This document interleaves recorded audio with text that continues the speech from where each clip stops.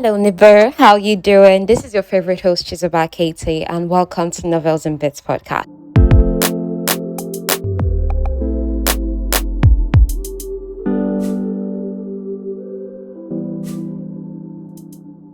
Continue where we left off in the last episode. We've been doing Soledad's story, Soledad and Judah's story. This could be us, written by Kennedy Ryan. This is the story we've been doing.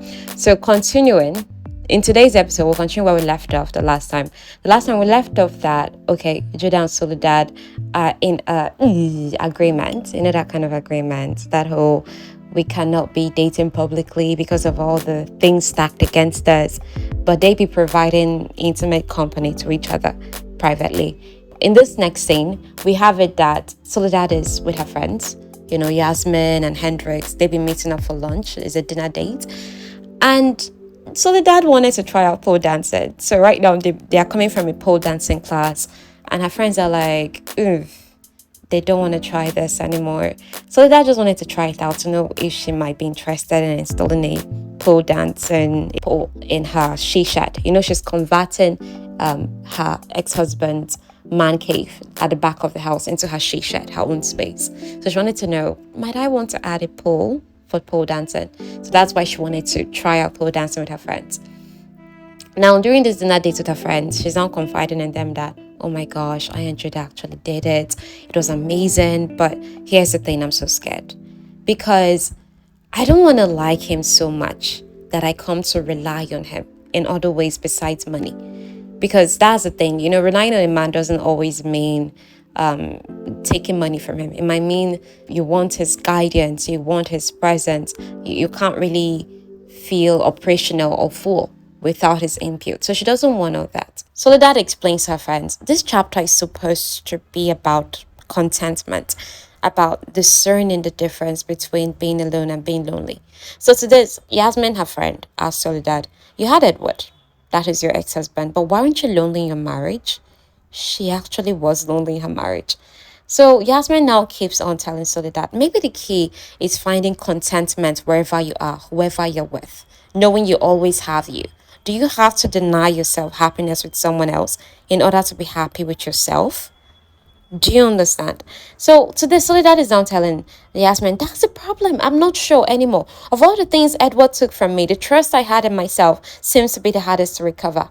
That is, she finds it hard to believe that if I go and join myself together with someone else and I say, hey, let someone else and I share my life, that I'll be making a bad decision. Maybe the person might not even be good for me.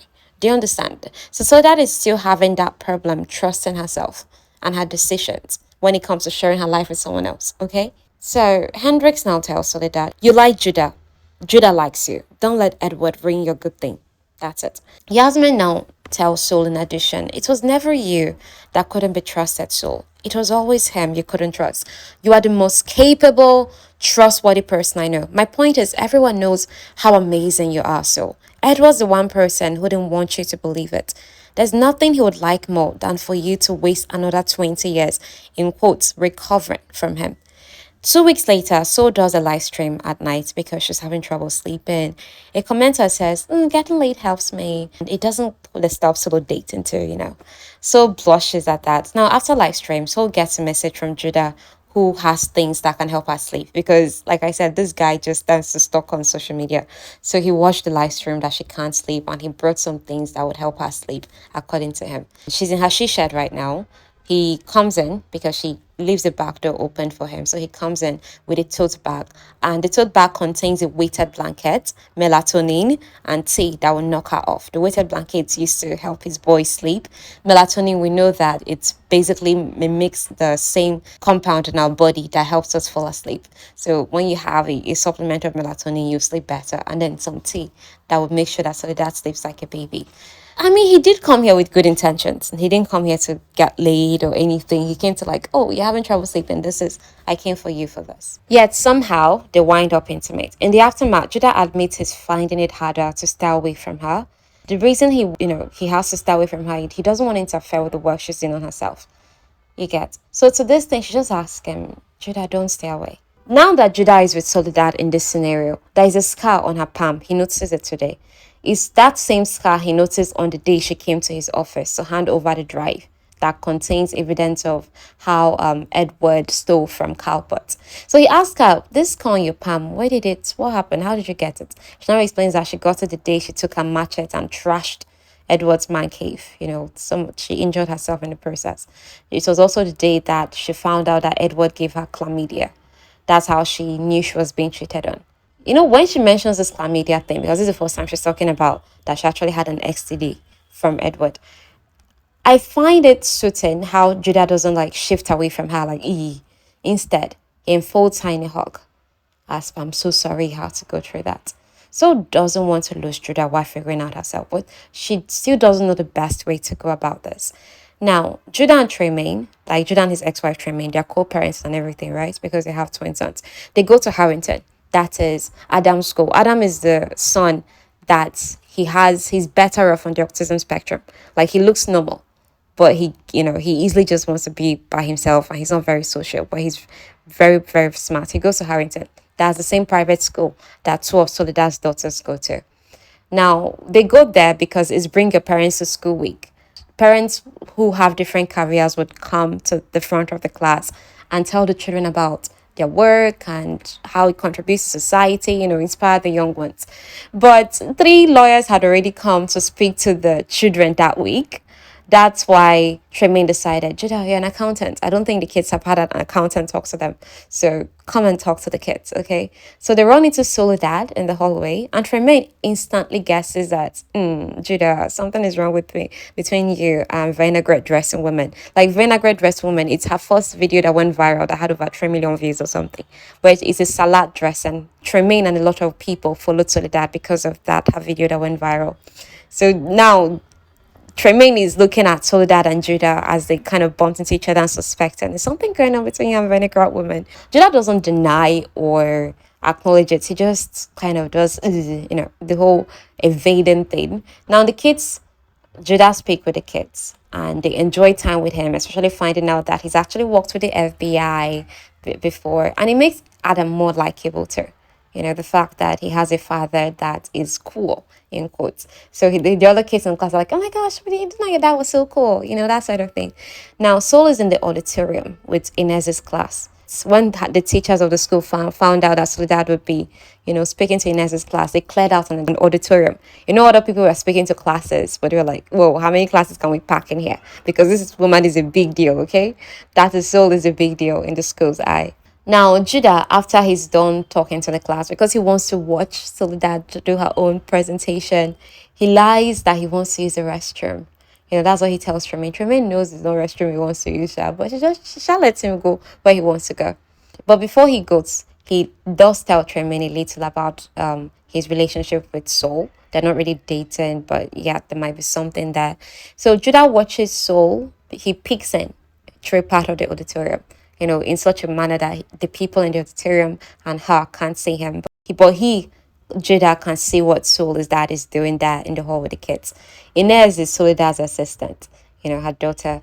Soledad is charismatic with the kids, explaining influencer and what it means to be a content creator to them. He waits out of sight until she's done, and then he helps her with the cats because she brought his entire cart full of ingredients and to show them things, and she even gave them like free lunch and something like small what we call it here, small chops. She gave that to the entire class. So he helps her with the cart she brought back to her car. The boot is open. The angle that the boot is open is keeping them from view, from someone who's looking at them, in the direction of the school. He's not seen her much, you get, this past few weeks. This is them. They've been 3 weeks right now into sneaking around. Basically, a lay here, some time together there. They've not really had time together. So they have this test conversation where Judah is explaining to Soledad that he doesn't like that the only way he has to see her is to stalk her on socials. So she wants to make excuses like, no, that's not right. But he goes, look, you don't owe me anything. It's not like we're in a real relationship, right? That's what Judah tells Soledad. And you can tell that this man's heart is breaking using these words. When he says that, she stiffens. So he hugs her from behind to apologize because he knows that, okay, that's a low jab. Both of them have a lot of things going on. So he hugs her from behind to apologize. But both of them hear running footsteps. So they jump apart. However, the person that comes into view is Inez. Soledad middle daughter, that same person that has the biggest issue with Judah. And she's suspicious when she sees Sol and Judah together. Now, at dinner, Inez is giving Soledad the silent attitude. Soledad just focuses on her two other daughters and they're just talking, making conversation. And the bills, everybody just be bringing up bills. And Soledad is just calculating, my God, how am I supposed to pay? You get. Lupe wants to work so that she can support her mother. Soledad tells her not yet. But for summer, she can waitress at Greats with Deja.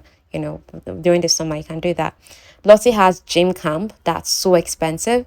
And Lottie's expecting that, Mom, you don't really have to pay for the gym camp. By summer, Dad is going to be out of jail and he'll be able to pay. So this makes Sol feels very sad and disappointed. She's been working her butt off, trying to provide for her daughters, provide for her family. But somewhere in this daughter's mind, they're still thinking that is going to come eventually and save the day. It still hasn't dawned on them that Soledad is actually the sole breadwinner for as long as it will take them to grow up. Do you get? It undermines all of Sol's hard work. But this is children. Lottie is about 12 or 13 or so. Soledad has to calmly tell Lottie that her father, that Edward, is not going to have much money to help even after he comes out of prison. So to this thing, Inez now says, I'm sure your rich boyfriend would help us, Mom. This is Inez's first words to Soledad all night. Like such an ice silence. Soledad starts explaining to her daughters that it's not like that, although there is something between her and Judah. So that is as forthcoming as they come. So to this, Inez now tells her sister she's dating the man who put Dad in prison. Soledad snaps and tells Inez, I'm not dating anyone but myself, you know that. After all your father put me through, put us all through, I'm not sure I'm ready to jump back into a committed relationship yet. But I do like Judah Cross, yes. And for the last time, Inez, Judah did not put him in prison. Your dad did that to himself. So Inez now fires back. But he was telling the truth when he said Judah Cross had a thing for you. So doesn't mention the kid that their father, Edward, had another woman. But she mentions their father is not a good man. So don't you dare bring that up. To this, Inez leaves the table, meaning to go to her room, but Soledad orders her back and now tells her, I don't care what you see your friends at Harrington doing. Her voice is snapping like a belt, or how they treat their mothers, but you do not storm off in my house. Lo entiendes? She speaks in Spanish or Puerto Rican language. I don't know how to quite pronounce that. But I loved this scene so much. As for a daughter of mine, you do not get to put an attitude. You don't get to have that in my house. I don't care what you see other children do, but in this house, you behave yourself. You can be loving and firm. I loved that. This is my example for when I'm a mom, by God's mercy. Inez returns to that table and they eat. After dinner, Sol gives instructions on how her daughters will clean up. Lottie, sensing her mother is having a dark mood. That same Lottie that was talking about gym camp and how their father will probably pay. These are good girls. They're just young girls, right? Lottie wants to follow Soledad to the back. That is what she shared as well to help with whatever Soledad is going to do. So that tells her, nah, just focus on your chores. She says, okay. But even as Soledad turns to leave, Lottie grabs Soledad's hand and tells her, I love you, mommy. And her words are tender, like her mom needs to be handled with care. It's so rare to get such a thing from kids. It doesn't always occur to most children that their parents need care too. So Soledad is thinking, gosh, I'm so proud I raised a daughter that actually, remembers that their mom needs tender care too. She's raising great children, actually. Now, when Soledad is in the shed, Judah sends a text asking if he can call. She calls him instead, and he answers ASAP. She shares what happened at dinner with Inez. It now leads to, Judah is now telling Soledad, I don't want to make things any harder for you, so maybe we should just not do this right now. It's causing complications for you at home with your daughters. It's making you feel conflicted. And for what? Lust? Sex? There's hurt. In as much as he's torn in school, he's hurting. And it's showing. She now asks, are we breaking up? He now tells her, how can this be? How could we possibly be breaking up if we're not together? So she now tells him, we have something there. So Judah tells her, you think I don't know that? You're very much occupied with cleaning up the past and getting things right for your new reality, as you should be. But the whole time you're trying to fix what was, all I can think about is what we could be. I want my boys to know you. I want you to meet Tremaine. Really meet her and her husband, Kent. I want you to meet my parents. Did you know my father is making your crock pot recipes? His father will be delighted to meet the pretty woman from Facebook. He's not telling Soul still, I don't want you to settle for anything less than what you want your life to look like right now. But I'm not willing to settle either. He is so respectful. She admits she doesn't know if she wants to be married again. So this, Judah tells her, I'm not asking you to marry me. I'm asking you to be with me. I don't care if your friends get married twice, divorce, and marry again. So this is a Yasmin and Josiah reference. Her friend Jasmine and Josiah had that. So Judah is still talking. He tells Soledad, I don't care how shitty your marriage to Edward was. I'm not looking at the 45 years my parents have been married or the partnership I had with Tremaine. I want a life with you that will make. And who cares what the hell anyone else does or calls it or expects? This could be our wild card soul. We can make it whatever we want to be. Judah uses this opportunity to tell Sue that he loves her. Sue thinks she can love again with a man like Judah. She thinks it. I don't think she says it. So she now asks him, we're not breaking up? She calls into a ball on the chairs and swipes at her wet cheeks because she's crying at the thought that she might actually lose Judah, this really kind, good man. He just tells her, I think we have to date before we can stop dating. So there can't be a breakup if there is no dating. So he just tells her, focus on your girls, focus on yourself. But when you do think about this relationship, don't compare it to anything else, to anyone else. Draw a picture in your mind of what the future could look like and really believe this could be us, the title of our book. And whenever you're ready, I'm right here. So this is your end. God knows I bawled. I really did. Now, sometime late January, because this whole thing happened, let's say beginning of January to mid-January. Now, sometime late January, just a week or so after Soledad has this conversation with Judah, Soledad and her sisters, they go to their old house, the house where they grew up in, and they're clearing up some things before the cleaner comes. They plan to make the house an Airbnb, since nobody's going to be living there anymore. Nayeli, one of Soledad's sisters, is relieved to be away from her 6 children. 6.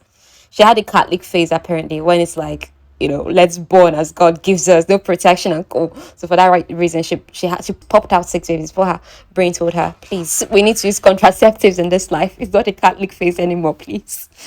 So Dad knows her daughters are having a party with Auntie Hen because Auntie Hendrix, like this, her kids call her friend Hendrix Auntie Hendrix, and she's a rich auntie now, basically. So her daughters are with her for the few days. So Dad is out of town with her sisters to clear out to this house.